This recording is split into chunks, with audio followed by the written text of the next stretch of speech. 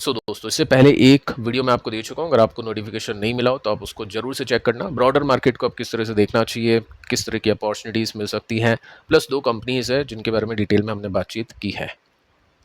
कुछ important data आते हैं। सबसे पहले इन डेटा को चेक करते हैं, फिर स्टॉक्स के ऊपर आते हैं। काफ़ी कमाल के और काफ़ी इंपॉर्टेंट डेटा है। देखते हैं यहाँ पे अब आईटी कंपनीज़ का गेम कैसे बनेगा, क्योंकि आईटी कंपनीज़ के स्टॉक्स में आज अच्छी तेजी आई थी। देखो, पहला रीज़न हम मान सकते हैं कि एलटीएम के जो रिजल्ट गए Q1 के वो अच्छे थे। सेकंड रीज़न हम मान सकते हैं टीसीएस के भी रिजल्ट ओके थे। फिर एक रीज़न हम मान सकते हैं कि टीसीएस को लेकर एक बहुत बड़ी न्यूज़ आई है, बट जो मेन रीज़न है वो आपके सामने है। देखो, कुछ डेटा पॉइंट्स आते हैं जिसमें 2 बजे के आसपास की कुछ न्यूज़ है। आप सिंपली नोट कर सकते हैं कि इंडिया का जो सर्विस ट्रेड सरप्लस है ये पहुंच चुका है $15.11 बिलियन जून में। इंडिया का जून का मर्चेंडाइज एक्सपोर्ट है $40.41 बिलियन और इंपोर्ट है $70.84 बिलियन। ठीक है, आप इस डेटा को देखो, एक्सप्लेन आगे चल के मैं कर दूंगा। इंडिया का जून ऑयल इंपोर्ट देखा गया है $19.3 बिलियन का।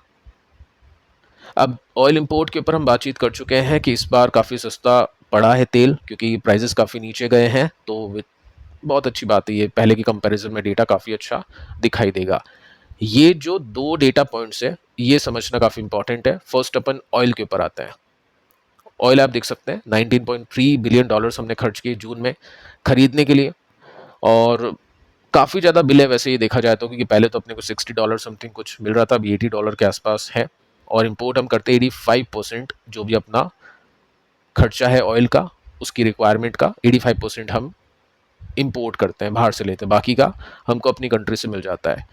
साथ में आप देख सकते हैं कि हायर इंपोर्ट बिल ये इंक्रीज करेगा इंडिया का ट्रेड डेफिसिट। डेफिसिट और सरप्लस 2 डिफरेंट चीज़ें हैं, समझता है आगे चल के, और इसकी वजह से प्रेशर आएगा आईएनआर के ऊपर, जो आज आपने देखा। ठीक है, साथ में हम सेकंड डेटा देखें जिसमें आपको मर्चेंडाइज एक्सपोर्ट का डेटा मिला है 40.41 बिलियन, यानी इतना हमने एक्सपोर्ट किया है और इतना डॉलर हमने खर्च नहीं किया है, इतना डॉलर अपनी कंट्री में आया है। लेकिन हमने इंपोर्ट भी किए हैं काफ़ी सारे सामान, जो कि हमको $70.84 बिलियन के पड़े हैं। यानी यहाँ पे क्या है कि हमने इंपोर्ट ज़्यादा किया है एक्सपोर्ट करने के कंपैरिजन में। ठीक है, और इसकी वजह से क्या आती है, ट्रेड डेफिसिट हो जाती है। अगर हम ज़्यादा एक्सपोर्ट करेंगे, इंपोर्ट कम करेंगे, तो ट्रेड सरप्लस होगा। लेकिन यहाँ पे डेफिसिट है $30.43 बिलियन की, यानी हमने ज़्यादा इंपोर्ट कर दिया।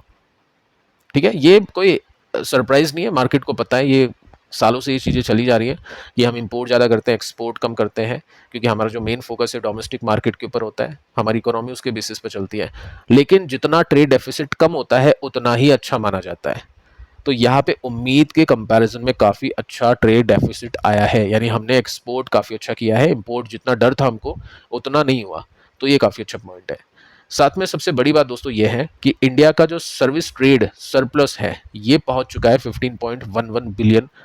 ये जून की बात कर रहे हैं।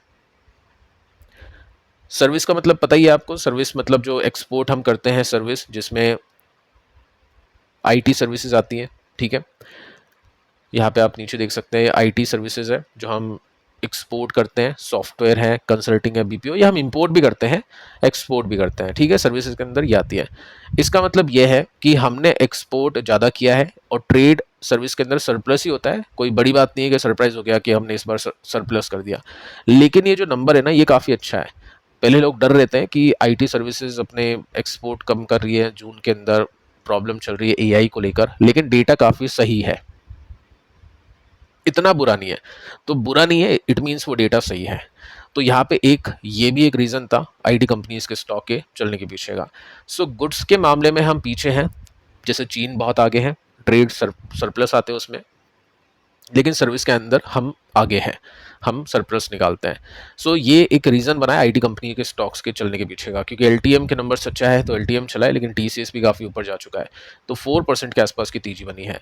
अब हम निफ्टी आईटी को देखें तो निफ्टी आईटी के अंदर एक पैटर्न आप ऑब्जर्व कर पा रहे होगे, जिसमें ये जो गिरावट है इस गोले के अंदर, इसकी जो इंटेंसिटी है वो काफ़ी हाई है, जो गिरने की रफ्तार है वो काफ़ी ज़्यादा है।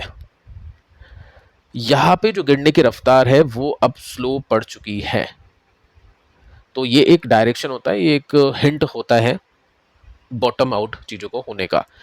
एक और डेटा मैं आपको दूंगा यहाँ पे स्टॉक प्राइस में, या प्राइस नहीं, नेम में लिख देता हूँ, एमटार।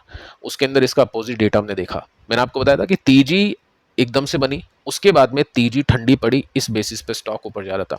और जैसे ही स्टॉक ने यहाँ पे ब्रेकडाउन किया, मैंने आपको अलर्ट कर दिया कि अब इसका मोमेंटम टूट चुका है, यानी ये अपने टॉप को हिट कर चुका है।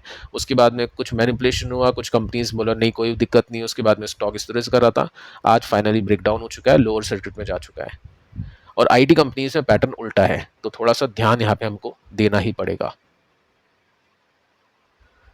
कंपनीज देखें, टीसीएस सबसे ऊपर है आज टॉप 5 की देखें तो। एचसीएल टेक नंबर्स आए नहीं है इसके, देखते हैं कैसे आते हैं। इन्फोसिस, ठीक है, और ये कंपनीज भी आप देख सकते हो। तो टीसीएस सबसे ऊपर गया आज। अब टीसीएस में रीजन क्या है?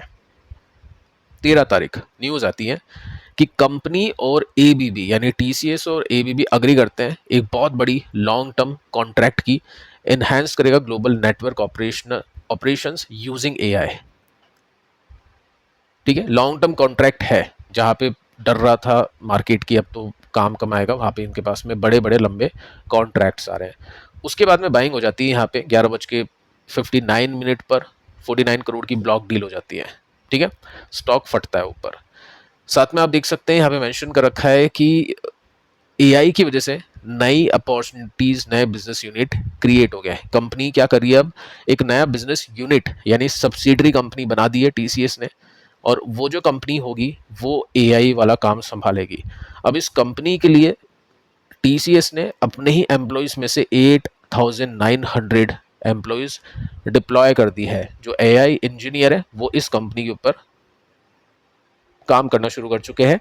साथ में कंपनी के पास में जो भी पैसे हैं, जो भी फंड्स हैं, उससे एआई एक्विजिशन कंपनी करने वाली है। साथ में दोस्तों आप देख सकते हैं यहाँ पे एफडीई, फॉरवर्ड डिप्लॉयड इंजीनियर्स, ये डिप्लॉय किए जाएंगे आगे चल के एआई काम को संभालने के लिए। ठीक है, ये क्लाइंट के साथ में काम करेंगे क्लोजली, क्योंकि एआई को इम्प्लीमेंट करना भी इंपॉर्टेंट है। क्लाइंट सब कुछ नहीं जानता, उसको इम्प्लीमेंट कौन करेगा, उसके लिए भी कोई कंपनी चाहिए। सॉफ्टवेयर अपने आप तो इम्प्लीमेंट हो नहीं जाएगा। आगे चलते हैं, यहाँ पे सेकेंड रीजन आप देख सकते हैं कि टीसीएस अब अगेंस्ट आ चुका है ओपन एआई, एंथ्रोपिक, माइक्रोसॉफ्ट के। क्योंकि ये जो कंपनीज है ना, एआई का काम तो करती है, सॉफ्टवेयर तो बनाती है, बट उसको इम्प्लीमेंट करने के लिए भी हजारों बिलियन डॉलर्स खर्च कर रही है, इन्वेस्ट करी है हैविली। तो ये काम अब टीसीएस करना शुरू कर रहा है, एक अलग से कंपनी, एक अलग से यूनिट बनवा के। साथ में आप देख सकते हैं मेंशन किया है कंपनी ने, या कंपनी के मैनेजमेंट ने, यही मैं बता रहा था कि प्रॉपर गाइडेंस दी नहीं है कंपनी ने, लेकिन आज देखो हल्का फुल्का कुछ बोल दिया तो स्टॉक चल पड़ा कि एआई रिप्लेस नहीं करेगा आईटी सर्विसेज को, बल्कि एआई क्रिएट करेगा नई बिजनेस अपॉर्चुनिटीज। अब ये बात पता नहीं हजम होती नहीं होती, काफ़ी लोग इसके अपोजिट बोलेंगे, काफ़ी लोग अग्री करेंगे। मैं ना अग्री कर रहा हूँ ना डिसअग्री कर रहा हूँ, क्योंकि मैं डेटा ड्रिवन आदमी हूँ। मैं देखूंगा डेटा कैसा आता है, क्या होता है। फिलहाल अभी का डेटा ठीक है, और जो टेक्निकल चार्ट है वो भी एक डेटा ही है, वो मैं आपको समझा रहा हूँ किस तरह का पैटर्न दिख रहा है। सो कंपनी अभी फिलहाल क्या करेगी, 1 से लेकर 1.5% टीसीएस के जितने भी एम्प्लॉयज है उसका 1.5% लगा देगी इस काम के ऊपर, आगे चल के एम्प्लॉयज बढ़ा भी देगी। साथ में एआई एक्विजिशन कंपनी करेगी, ये भी एक अच्छी बात है। बायबैक नहीं किया कंपनी ने, हो सकता है वो जो पैसा है अपने स्टॉक खरीदने की जगह कुछ एआई एक्विजिशन करे, कुछ कंपनीज को बाय करे। अब वो डील कैसी होगी, परसिस्टेंट जैसे अच्छी होगी बुरी होगी, वो देखेगा आगे चल के। बाकी अच्छी न्यूज़ है। अब ये इन्वेस्टर्स के लिए मैटर क्यों करता है, क्योंकि टीसीएस अडेप्ट कर रहा है बिजनेस मॉडल एआई का। ठीक है, जो खतरा था उस खतरे को खतरा नहीं बनने दे रहा है, उस खतरे को अपॉर्चुनिटी की तरह यूज कर रहा है। सो ये काफी अच्छा पॉइंट है।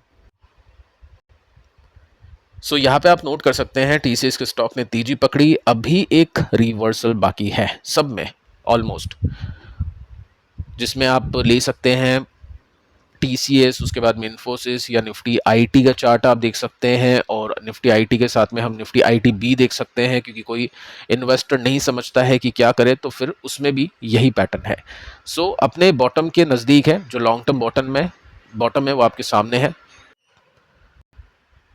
और ये बॉटम अगर मेंटेन हो जाता है और न्यूज़ अच्छी आती है, Q1 ठीक गए, Q2 अच्छा आता है, Q3 अच्छा आता है, तो हाई चांसेस है कि आईटी कंपनीज के ऊपर ट्रस्ट आना शुरू हो जाएगा और आईटी कंपनीज में रिवर्सल भी हो जाएगा। देखते हैं, अभी बहुत टाइम है, ऐसा नहीं है कि एक क्वार्टर की कमेंट्री देख के हम जज करेंगे। जैसे मैंने आपको आज एलटीएम के वीडियो में बताया था कि अभी रिजल्ट अच्छे आ चुके हैं, एक रिवर्सल हुआ है, तो कितने परसेंट की तेजी की उम्मीद की जा सकती है, कौन सा रेसिस्टेंस है जो देखना चाहिए, तो आप देख लेना उस वीडियो का, आपको आइडिया मिलेगा। हम ये रेसिस्टेंस भी नहीं देख सकते हैं, हम ये भी नहीं देख सकते हैं, लेकिन एटलीस्ट हम इस क्वार्टर की अच्छी तेजी की वजह से कुछ एक्सपेक्ट कर सकते हैं, कुछ उम्मीद कर सकते हैं। तो ये जो तेजी है ना, ये दो नो इन्वेस्टर के लिए काम की है। उन इन्वेस्टर के लिए जो लॉन्ग टर्म इन्वेस्ट करे बॉटम पे खरीदने के लिए, उनके लिए भी अच्छी अपॉर्चुनिटी मिल गई क्योंकि आपको स्टॉक सस्ते में मिल रहा है। सेकंड, जो शॉर्ट टर्म के ट्रेडर खिलाड़ी है कि नंबर्स अच्छे गए और उसके बाद में तेजी को उम्मीद करे, उनके लिए भी पैटर्न्स काफ़ी अच्छे हैं आईटी कंपनीज में। सो देखते हैं बाकी आईटी कंपनीज भी वैसे ही परफॉर्म करती है या नहीं कर पाती। बाकी टीसीएस ने तो सबको आज खुश कर दिया है। फिलहाल इस वीडियो में इतना ही। कल की वीडियो से आप देखना, पिछले वीडियो का थंबनेल यहाँ पे अवेलेबल नहीं है, लेकिन एक वीडियो में आपको दे चुका हूँ, उसको भी आप चेक कर लेना। मिलते हैं अगली वीडियो में, तब तक के लिए बाय बाय।